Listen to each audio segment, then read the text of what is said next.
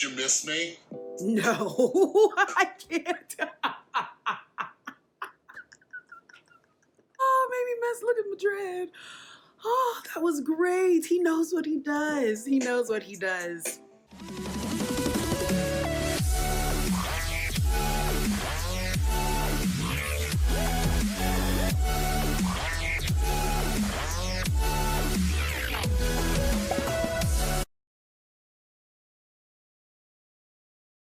Hey you guys, welcome back to my channel. How are you doing today? I hope you're having a great day so far. It is Friday. The weekend is amongst us now. I'm hyped. I love when the weekend comes because that means I don't have to do nothing. You know, the weekend, I'm chilling. So I hope everybody's had a great week so far as well. The first full week of 2020. Hope you guys have felt great. Hope you guys are doing well. So you guys saw what I'm back doing. He's back. He's back. I am tickled every time I say that. He's back. Thought he was gone. He is back. He had stated that he was going to be focusing on his writing. You already know we have a book on the way. You already know he's like posted, I don't know how many vlogs, which let me know down in the comments, you guys, if you want me to sit here and react to those. I planned on doing that, and then he uploaded a video. Let me know in the comments if you guys want me to react to those still. I will definitely do that, but he's back. He's back. He's back. We're back with a video. You guys already know I am prepared to say the word trash multiple times throughout this video. But before I even get into all of that, if you are new here, welcome. This is Journey to Find K, and I'm Kay. I like to talk about mental health. I usually react to The Rewired Soul, but I will also react to other videos or topics on this platform when it deals with mental health and or substance abuse and recovery. Because I am a mental health patient, worker, and advocate, and I want to use my voice, my opinion, my experience to negate some of the negative things here on this platform. So if you enjoy my content, you enjoy watching me, don't be afraid to hit that subscribe button down below, hit the bell so that way you are also notified every time I post a video. So you guys, it's been an eventful kind of week. There's been a lot of stuff going on, and he's back. So you guys, I was tripping yesterday because I had sat here and reacted to Katie Morton and the whole Eugenia Cooney thing. And with all of that, I had missed that this man had posted a video. This man had posted his return video to YouTube. And when I realized it, I was at work and I was mad. I was mad because I was like, I want to see. I did get a little bit of hints on Twitter that it might be, you know, same old kind of thing with him. But I am going to try to go into this reaction with a little bit of, you know, an open mind. Maybe he's going to be a little bit different now that we're, we're in 2020. He's taking his break. He's got a lot of that trash out on Medium. Like maybe he's going to come back and be like, fresh 2020 new decade, here I am. So I'm giving him that. I am going to give him just that little bit of a benefit of a doubt. When I say just that little bit, I mean Just that little bit. so let me quit rambling. Let's go ahead and get into this reaction, you guys. You miss me? No, I can't. Oh, maybe Mess, look at Madrid. Oh, that was great. He knows what he does. He knows what he does. What is up, everybody? This is Chris from The Rewired Soul, where we talk about the problem. It's been a minute, you guys. I'm kind of hyped. I'm kind of hyped. My channel is all about mental health, addiction recovery, and all that good stuff. So if you're into that, make sure you subscribe and ring that notification bell. So if you're following me on social media, you know where I've been. Yep, You know. I know. All right, so Instagram, Medium, a little bit of Twitter. I discovered my passion for writing. And we wish you I've been didn't. doing a bunch of daily content over on Medium. I'll link my Medium down below. But I want to start getting back into the groove. Again, let me know if you guys want me to keep reacting to some of them. I think I've missed like a good 4, so I'll condense them all into one video. You guys already know. Let me know if you want me to do that in the comments. But yeah, that's where he's been. Instagram, Medium, you know, still spreading trash. Just not on YouTube. But anyways, if you want your daily dose of mental health and recovery topics, make sure you go check out my Medium page. All right. But anyways, this is something that I was thinking about. I've still been keeping up to date, and I've been reading a lot of books. I set my goal for this year to read 150 books. I'm already 4 or 5 books in this year. But anyways, something that I've always wondered about is why certain people are able to stay sober and others aren't. Right, so those of you who don't know me, I've been clean and sober for 7.5 years. I forgot to mention, you guys, the title of this is Why Can't Rich People Stay Sober? So We already kind of have a feeling what this is going to be about, but let's just see. My drug of choice started off with alcohol, then went into prescription opioids, and yeah, I was dying from this thing. And one of the ways that I stayed sober was by closely watching everybody around me, right? And I'm always just sitting there analyzing. I have one of those over-analytical brains. You might be able to relate to that. But I'm like, how is this person staying sober and this person isn't, all right? And after a few years sober, I started working at an addiction treatment center. This was like a bougie treatment center, all right? Like, here we without go. Insurance, I think for 30. Here we go. Here we go. He always talks about this, and it bothers me. It bothers me because one thing about working and, you know, having a public platform when you're working in mental health is you have to be very careful about the type of information that you do put out there, because you don't know who's going to see your videos, who's going to see your tweets, stuff like that. Like, I got scared straight when I first started working in this field. They were like, just to let you know, put all of your stuff on private, put your Facebook on private, put your Instagram on private, because there are clients out there who will find you. Like, you don't even have to like share all of your information. I've had coworkers who have turned their badges around because they didn't want clients to know who they were, because you can run into clients who will sit here and, you know, boundaries can be iffy with some clients, and they might try to find you on Facebook and become friends with you on there, or try to contact you on Instagram. As soon as I got into the field, to lock down my social media, be careful about talking about work online. Like, it's part of training everything. You want to make sure you're not divulging anything that could be, you know, a HIPAA violation, anything that could actually identify any of your clients, your location of work. Because if you give too much, some people can put two and two together and it can bite you in the ass. And when I was talking about work, I didn't put down exact location of work, because that type of information with the right type of person can be enough just to have them find out some info maybe you don't want them to know, or someone else might not want them to know. So I always have an issue because he always comes across negative, and I will always have an issue because he's always like, it was a bougie rehab and everyone had a gang of money, it was expensive. And he'll talk about clients in his blogs. He'll talk about certain clients or certain clients he's helped in the past with certain situations that could be very specific to that client. And one of these times they might take offense and it could bite him in the butt, because Technically, if that client could figure out that you were talking to them, that is an issue. But it's always a thing about personal safety, but it's also about making sure you're not doing anything that can be constituted as a HIPAA violation or cause an ex-client any type of negative feelings about you sharing this type of information. And a lot of people might say, oh, that's fine, it's not that specific. But again, he lets us know where he lives, and he lets us know that it's a rehab for people with money. Yeah, lots of times you might not be able to find out right away rehab information online, but with enough digging and knowing that it's an affluent rehab, you could put two and two together, and so on and so forth. So that's just my own little gripe. I went off on a little tangent on that. I'm sorry, let's get back to the video. It was like 30 grand. Our outpatient was like 5 or 6 grand. So typically the people who had insurance that would cover that, they were wealthy. They had money, you know? Some of them were, you know, kids who had rich. And I'm not gonna lie, I can't remember how much my rehabs were. I know it was a lot. It was a lot of money.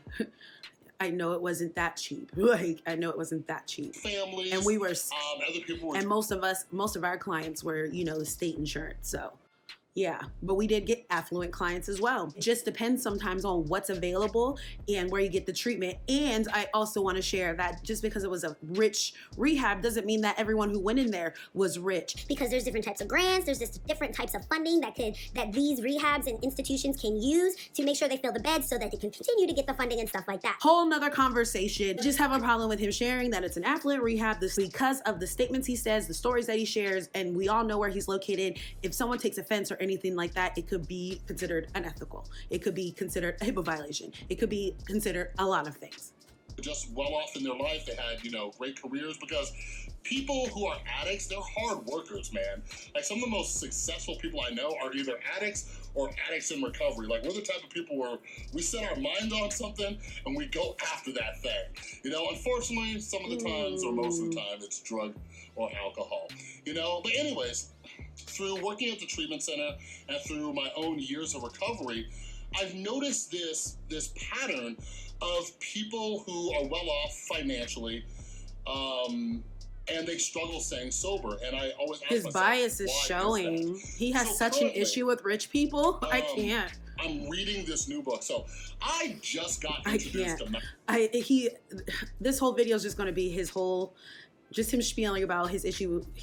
He has such an issue with rich people. It's apparent. It's so blatant and it's annoying. Malcolm Gladwell. All right. So those of you who know my reading, And I'm saying type, rich I people love because again, this is off the assumption that all of the people that went in there were rich. Does not mean all of them are rich because I already stated funding, grants, things like that. People with state insurance, it doesn't matter. It depends on what's available and if they're able to fill them beds. on fiction, And of course, I know the Malcolm state. Gladwell is like one of the most famous authors of nonfiction out there. So I started out by reading Talking to Strangers. Like last week I read that book and oh my God, such a phenomenal book. I read that book and I'm like, wow, no wonder why this dude is like at the top of everybody's list. I highly recommend it. I highly recommend that book. Go check it out. So now I'm going through his back catalog and the book I'm currently reading is David and Goliath. All right, I'm a few chapters in, but basically this book is all about, I'm so tired of him always constantly talking about these dang on books. I'm so tired of it. It's like you can read books, but you don't have to tout out every single book that you read on every video because at this point, it just feels like you're doing it for attention and accolades and saying, I read this book. bruh, I read books all the time, but you don't see me. You know who hears about it? Me and my sister and the people on Goodreads. not just, the story of David and Goliath, Gosh. but why we think that certain weaknesses are a bad thing when they're actually good, or we think that certain strengths are good when they might be bad. All right, and that's kind of what I want to talk about when we're talking about why rich people have Lord. a hard time staying sober. So one of the anecdotes that was in the book, which is very fascinating to me, which is quite common, was there was a story of this, I think I'm it was so a tired of Hollywood seeing his producer, somebody who suggested. worked in Hollywood. I tried to And kill this myself dude with pills. is I can't balling. stand Like, you. He is rich as hell, right? And he started out with very humble beginnings. Like he was a young entrepreneur. Like he had a snow shoveling service where he would pay other kids to shovel the snow, and then he would keep, the profits, right? So he'd pay them a certain amount, keep it, and he would save up money and all that. And he had a father who really instilled in him hard work, be good with money, all this other stuff. And throughout his life, that really paid off because he learned the value of hard work, and now he's this very successful multi-millionaire, right? But now he struggles because he has children of his own who will never know that struggle. They're always going to be fine. You know what I mean?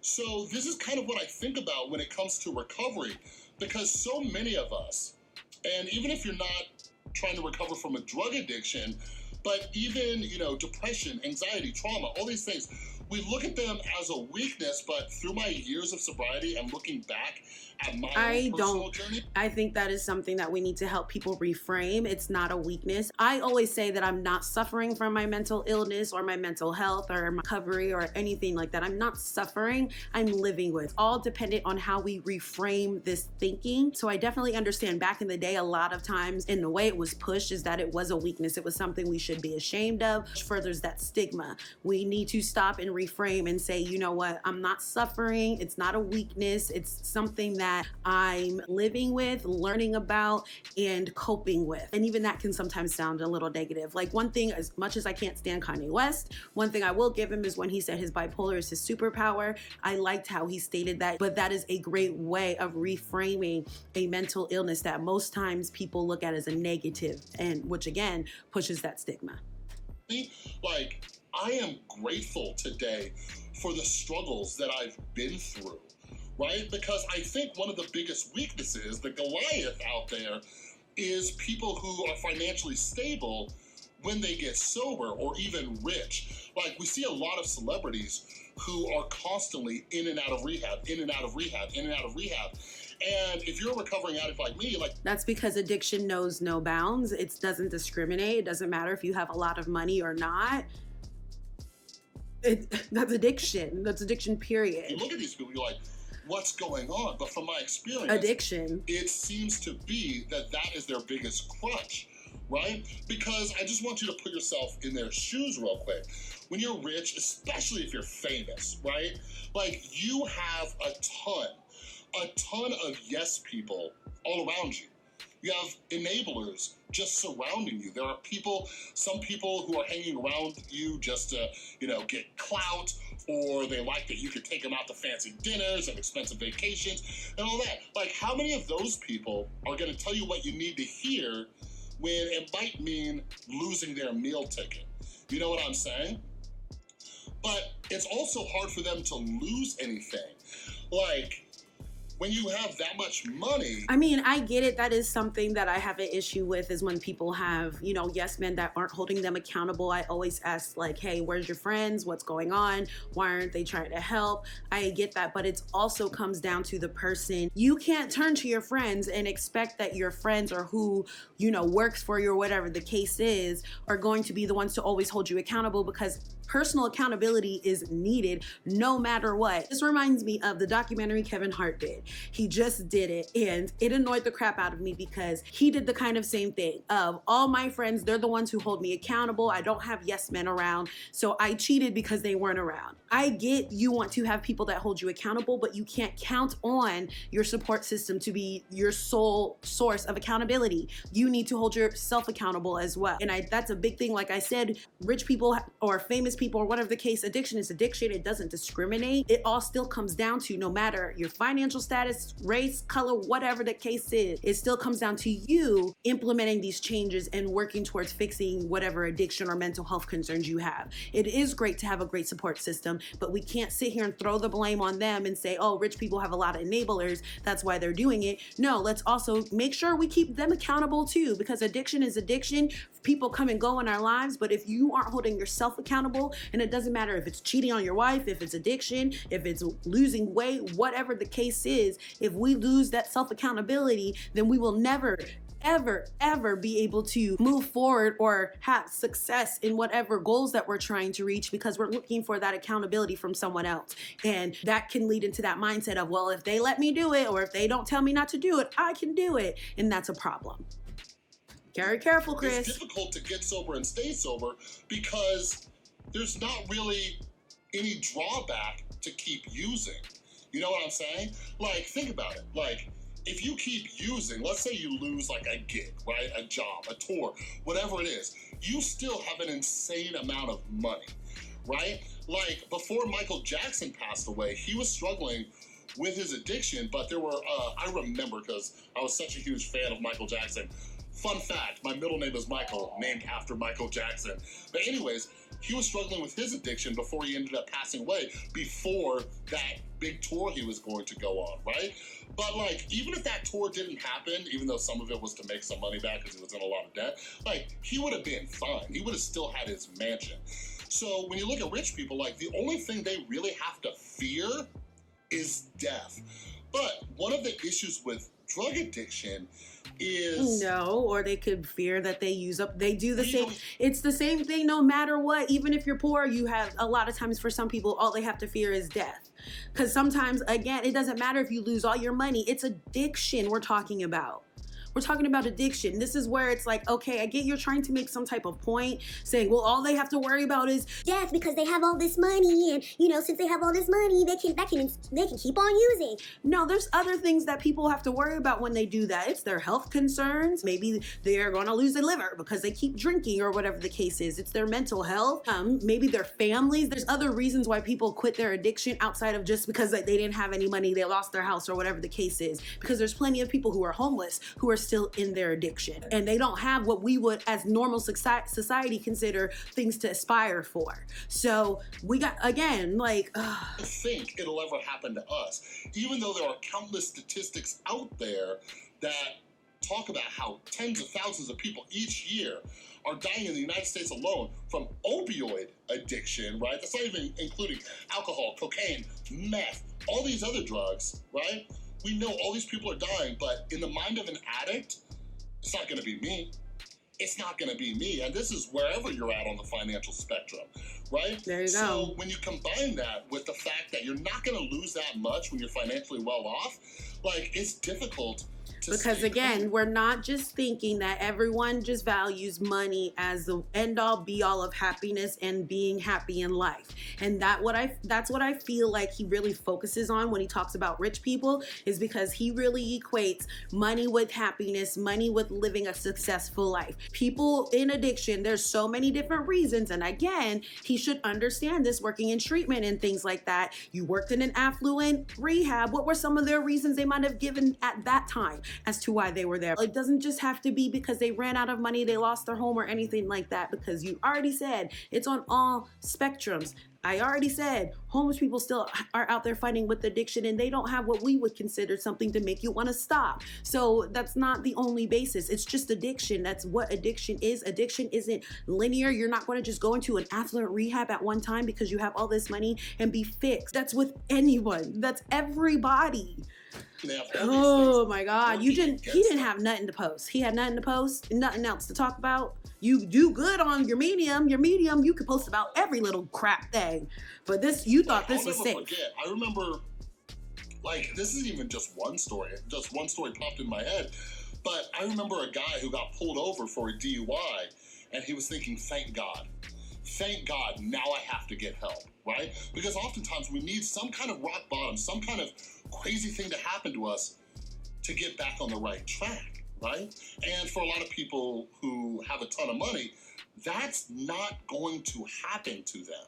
You know what I mean? So sometimes any celebrity out there or anybody who has a ton of money. They're people. They're just regular people with a lot of money. And it all comes down to the individual. Some people just getting pulled over for a DUI will open your eyes to not have you drink and drive anymore or be under the influence. Some people, they might have to get in a car accident to learn their lesson. That is why when we were talking about addiction recovery, you hear so many different stories, so many different versions of rock bottom, that this is just, you're so... For all of you out there, because we're the minority. Most of us aren't rich. We're not. We're the majority. Right? And I just want you to kind of look at this alternate perspective, because I remember when I first got sober, I saw friends who, they got sober. They were sober for like 5 minutes, and their family would rent them an apartment or buy them a car or get them a job or That's whatever. What it is. And I jealous. 90% of the time, those people relapse. Jealous. They didn't have to work for anything. Jealous. And I've had plenty of clients who did come from affluent families, who received that same type of support from their families and have been sober and have continued to stay sober. So again, it's up to the individual, just like addiction. This time's working at the treatment center. Your bias is showing. I would call people after they left treatment to see how their recovery was going, and your jealousy is showing. Right That's away, what it is. Or that was given to them, the more likely it was that they were going to relapse. Like when I got sober, I had nothing. And the most successful people I've seen to recover from addiction started with nothing. Confirmation bias. So I just want you to think about that for a little bit. Because all of those difficulties that we go through, they are strengthening us. They are building resilience. They are making us stronger. It does. And I agree with him on that. Things that we go through does make us stronger. It does, it does build character and stuff. I wholeheartedly believe that. I am grateful for all the bull crap that I've dealt with in my life and will continue to deal with my life, because I know life isn't perfect. But I'm also not hating on the people that don't have to deal with what I had to deal with. I'm not mad at that. I'm not mad at that at all. And that's what this honestly feels like. Like, I am a little jealous. Far from rich. I am still living paycheck to paycheck. But whenever I start worrying about money or finances or whatever, I remember where I came from. He would be a little bit better off with YouTube if... So if you're struggling right now, just remember, it might be the best thing to ever happen to you. All right? But anyways, that's all I got for this video. Don't forget, it'll be down in the description below. Don't forget, check me out over on Medium. I don't know how frequently I'll be uploading videos, but let me know. Do you want me to? Of written content over there. Yeah, he does. Absolutely love writing. All right? Yeah. Anyways, thanks again for watching. If you like this video, please give it a thumbs up if you're new. He's done. So yeah, he's back. I really want to see when he uploads another video, because this was entertaining. I missed this so much. Man, you just came right back at it. It's the beginning of 2020 and we went right back into, I can't stand rich people who struggle with addiction and don't get sober. Like, it's just, I I just take it as him being jealous. I take it as envy. Saw the examples of him working at an expensive rehab and people always coming in and out and friends getting, you know, an apartment and then they relapse right away. They don't know the struggle. They don't understand the hard work. blah, blah, blah, blah, blah, blah. Ah, It's individual. And I've already given you my example. I've had clients who are affluent, who are successful after their first time or their second time in rehab or the third. It doesn't matter how many times they go to rehab, how many times it takes for them to get sober, as long as they get sober. Because again, addiction does not discriminate. It doesn't matter if you're rich or not. It doesn't matter what your bank account looks like. If you're addicted, you're addicted. It doesn't matter if you live in a mansion or if you're on the street.